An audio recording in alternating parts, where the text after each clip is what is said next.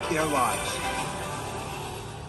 The king of rock and roll, Elvis Presley, pronounced dead at 3:30 p.m. on August 16th, 1977.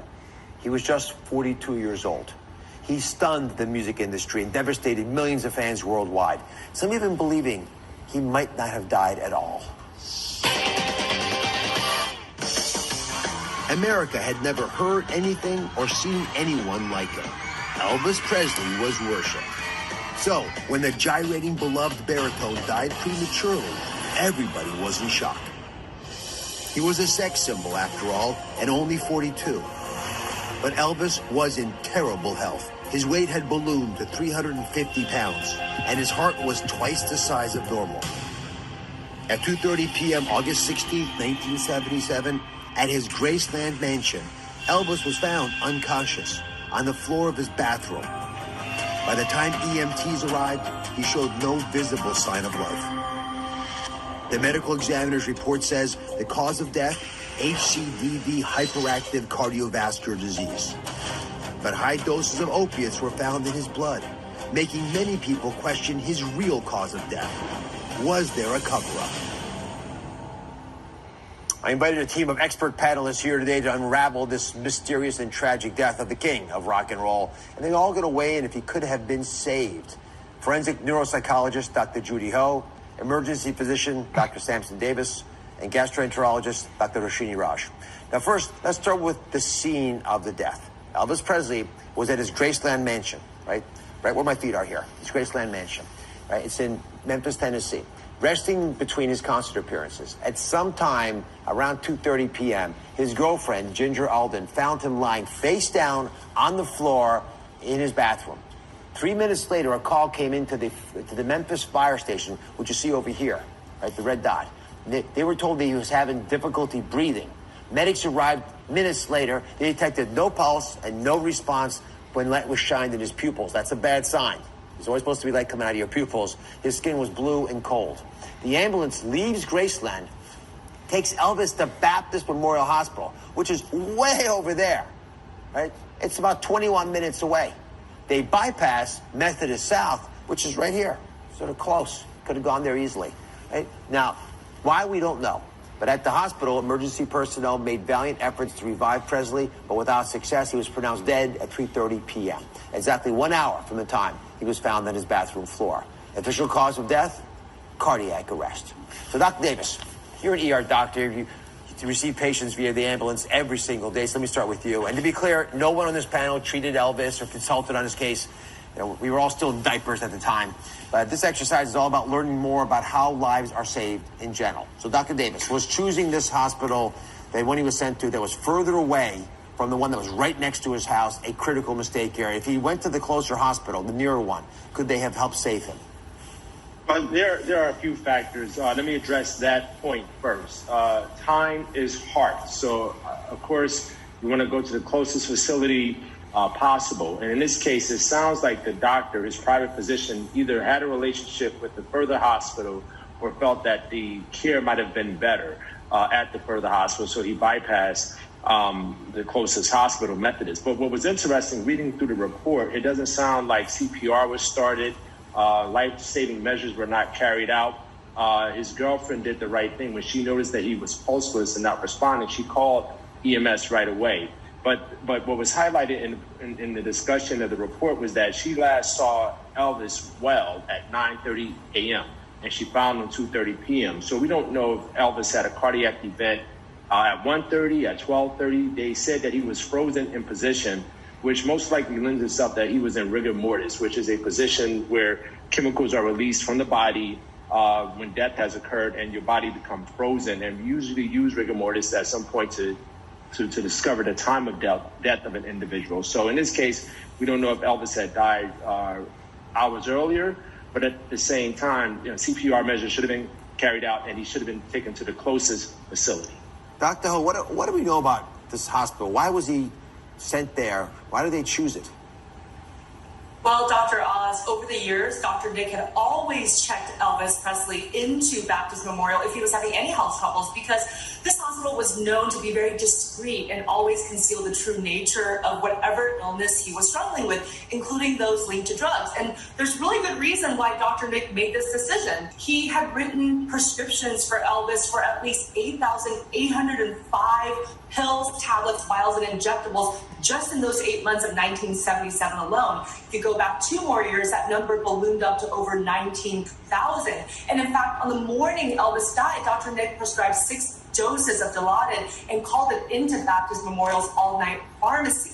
And supposedly one of his bodyguards had picked the pills up, delivered them to Elvis, and watched as he took them. And this was shortly, of course, before he was discovered to possibly be dead. And so this is a huge reason why he bypassed that very, very close hospital and went to this one, because they were probably hoping they could clean whatever mess was going on up with Elvis before anybody else, especially the public press, discovered it.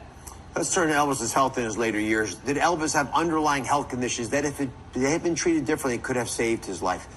Dr. Raj, you've done a wonderful job. You've examined all the medical records. Give us a snapshot of his health. So in terms of chronic medical conditions, Elvis did have diabetes and he was overweight, and we know those often go hand in hand.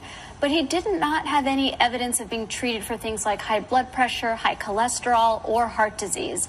Now, the toxicology report, which we're going to get into in a minute, saw some medications that we're going to talk about.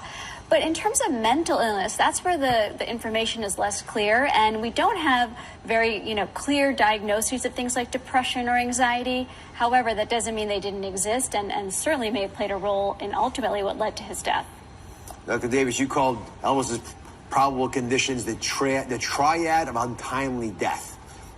So how would you have treated Elvis if he was your patient today? Yeah, I mean, the triad, as Dr. Raj alluded to, we know for a fact that Elvis struggled with obesity. His weight ballooned to 350 pounds, and that alone causes increased strain on the heart. Today, we would have addressed his obesity and more importantly, his diabetes, which was a major contributor to his condition. We have insulin pumps today, so that would have been one approach, just the diabetes management. With the triad, we think diabetes, we think high blood pressure, which he most likely had, and then high cholesterol. So we would place Elvis on a statin program or a statin medication to control his high cholesterol, manage his high blood pressure and his diabetes. And then ultimately, we would have to address the elephant in the room, which is painkillers, which we know today, opiates, it leads to addiction. So we want to intervene and get Elvis into some sort of intervention program and get him healthy and back on a sort of right path of life. We could have done that more so readily today with technology and the advancements than back when he was alive. Yeah, Dr. Raj, they would never acknowledge that. I don't think they would have allowed Elvis to go to rehab. I don't think so, not publicly, yeah. All right, Dr. Hill, what do we know about Elvis's mental health? Well, as Dr. Raj alluded to, there was actually a constellation of problems that I think all centered around this concept of emotion dysregulation. He had very little coping strategies, actually, and even though he seemed to project so much confidence, and some would even say that this is narcissism, it was actually a cover for how fragile he felt on the inside. Elvis was somebody who actually suffered from perpetual imposter syndrome. He was insecure, and he only felt comfortable when he was on stage, where he can project this outward narrative that everybody worshipped. And because of this pervasive self-doubt, he constantly worried, he suffered chronic insomnia, and because he couldn't talk to anybody about it, he really went to those temporary relief for his problems. And the painkillers is one piece, but also the overeating. Some surmise that he may have suffered from something like a binge eating disorder. And because of his mood swings and his quick temper, people also thought that he might have suffered from something on a bipolar spectrum. And yet he was keeping all of this secret and just trying to self-medicate in a variety of different ways, and that includes both food and the drugs. It all led to an untimely death, but coming back, we're going to talk about the cover-up and tackle what happened there. What Americans did not hear about the death of their king.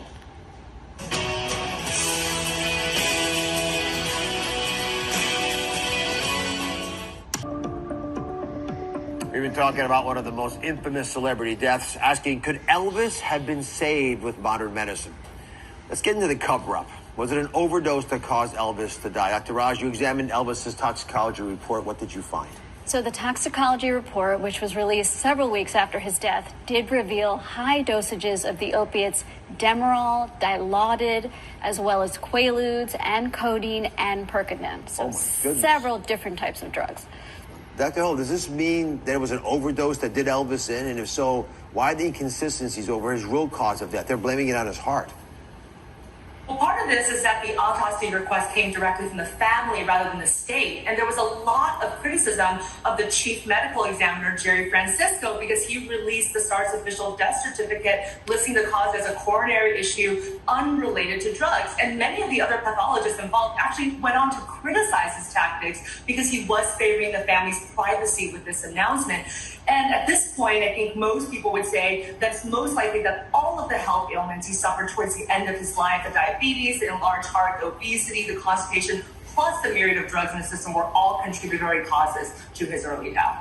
One big hypothesis is that Elvis was actually found in the bathroom, which wasn't publicized initially, but he was straining, and probably because he was constipated, and that may have caused his heart attack. So, Dr. Raj, Elvis was not suffering from garden variety constipation at the time of his death. This was brought on by prescriptions, and you've built an old model for us. So can you walk us through what you think happened with the constipation? Absolutely. So opiates as a drug class are notorious for causing constipation because they slow down our digestion. They slow the emptying of our stomach, and they slow our peristalsis, which is how our intestines move the stool along. So what happens when you slow everything down is the stool, which is sitting in the intestine, normally it absorbs some water, but there's still enough water so you have a nice moist stool, comes very easily down. Everyone's happy. Right, but once things actually slow down because of the opiates, it's sitting there for so long in your intestine that too much water is absorbed. It gets very dry and hard. And this piece of stool, as you'll see, is not going anywhere. It's very hard. You're going to have to strain and push a lot. Push. And as you said, one of the theories, exactly, one of the theories with Elvis is perhaps he was straining so much he produced what we call the Valsalva maneuver, which is something where you're straining to have a bowel movement or straining in another way. You increase chest pressure, which can actually adversely affect your heart. Everyone's done a Valsalva. When you go, that's right, like that raises your blood pressure dramatically. It can affect blood pressure and can affect your cardiac output. So this perhaps may have contributed ultimately to his death. Dr. Ho, Elvis's doctor, his name is Dr. Nick, was charged with overprescribing Elvis and other patients opioid painkillers. Was Elvis's death a criminal act? I believe so. This doctor has a pattern of overprescribing. In fact, it was described as a Dr. Feelgood in the press. And there are doctors like this who give their celebrity patients whatever they want. And Dr. Nick, on the stand while he was testifying, says that if he didn't, then he was afraid that Elvis was going to turn to street drugs. But I don't buy that excuse. Unfortunately, I think it's all of these yes people around Elvis that ultimately contributed to him dying at such an early age. Well, knowing all we know now, if this happened to Elvis today, could he have been saved? Dr. Sampson, thought? Yeah, I mean, if the intervention would have happened immediately, as if he was found in the bathroom at the moment of his collapse, 911 was phoned, CPR, life-saving medications given, it was a probability and a high probability that we could have saved his life. But his overall medical condition and the delay in care did not fare well for Elvis. Dr. Raj, I don't know about you, but I think that unless he made massive changes, that even if he'd survived that incident, it wouldn't have been much longer before we lost him. I agree. And the truth is, even now, we have such a prescription painkiller problem in this country. So people are still suffering. It's still a good example of what can happen when you don't take care of your loved ones or you don't seek help. All right, we'll be right back. Thanks to my panel.